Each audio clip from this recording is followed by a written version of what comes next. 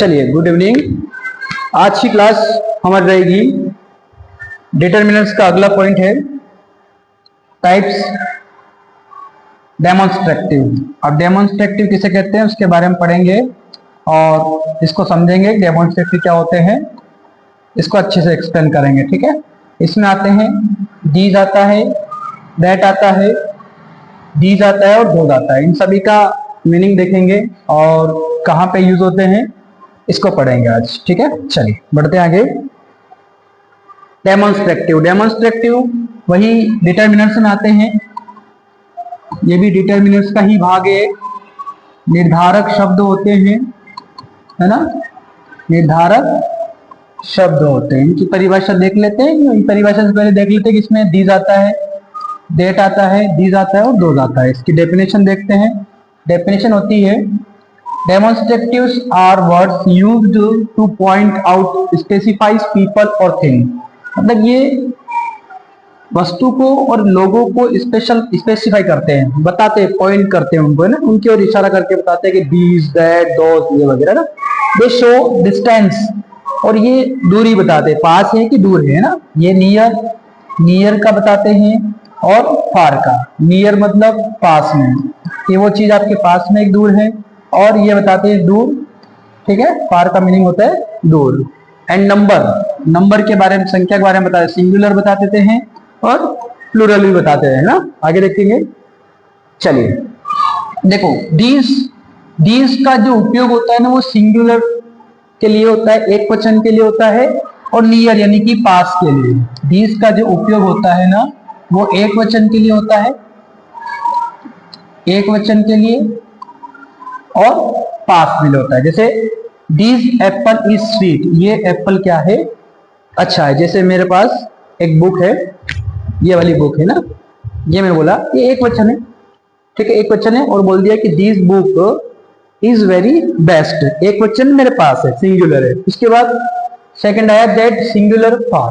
That का use होता है सिंगुलर के लिए, एक वचन के लिए, लेकिन दूर के लिए। अब ये किताब मैंने थोड़ी सी दूर रख दी और बोल दिया, एक किताब में थोड़ी सी दूर रखी और बोल दिया this that book is very very good, है ना। दैट बुक मतलब वो मेरे से दूर है, यानी कि फार मतलब क्या हो जाएगा, दूर। और इसके लिए काय का यूज करते हैं, दैट का यूज करते हैं, ठीक है।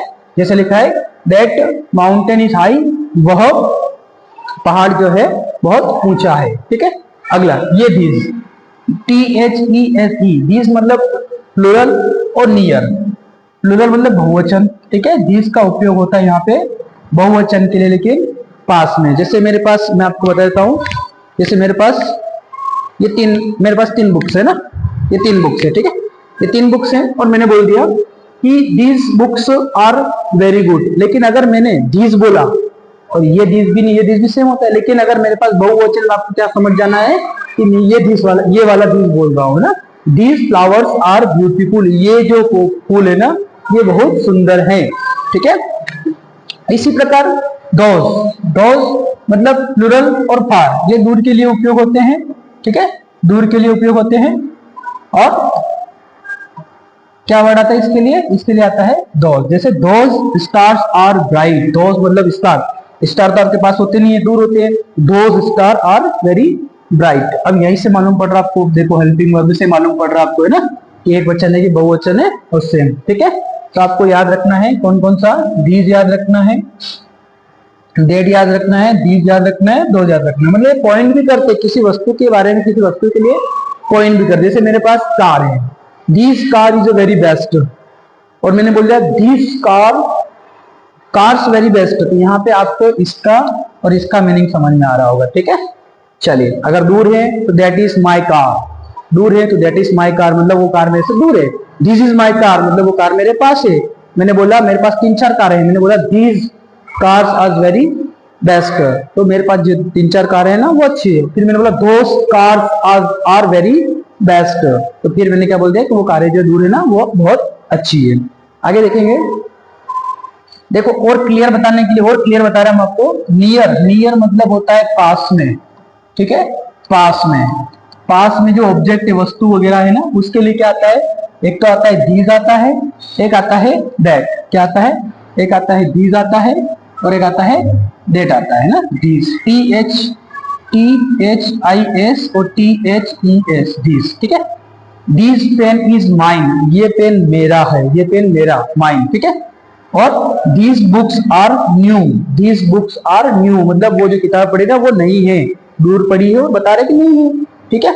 इसी प्रकार देखेंगे कि फार, फार मतलब होता है दूर, फार मतलब दूर, दूर वस्तुओं के लिए बात करेंगे, उसके लिए क्या क्या आता है, एक आता है दैट आता है, एक आता है दोज आता है ना।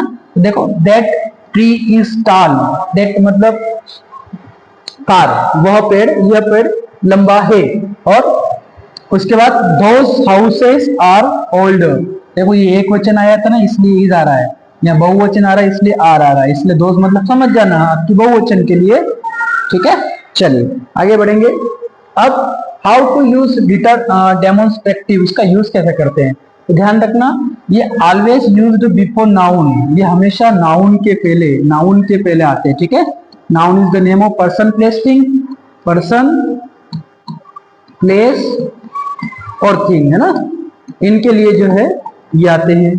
This car, those boys can also be used alone as a pronoun, ये अकेले प्रोनाउन के लिए भी आ सकते हैं, खुद के लिए भी आ सकते हैं, बताते हैं this is my bag, those are yours, ठीक है। चलिए अब आगे बढ़ेंगे। इसमें आपको थोड़ा सा बताना है कि कहां पे क्या आएगा।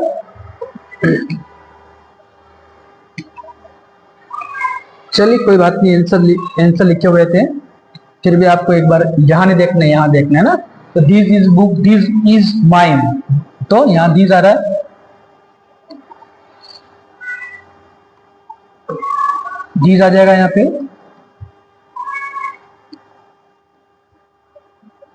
है ना। उसके बाद आर आ रहा है, मतलब क्या आएगा, कार्स वेरी फास्ट, तो यहाँ पे भी दिस, ये वाला दिस आ जाएगा। इसके बाद यूर फ्रेंड आ रहा है, तो सिंगुलर आ रहा है, दैट इज यूर फ्रेंड आ रहा है।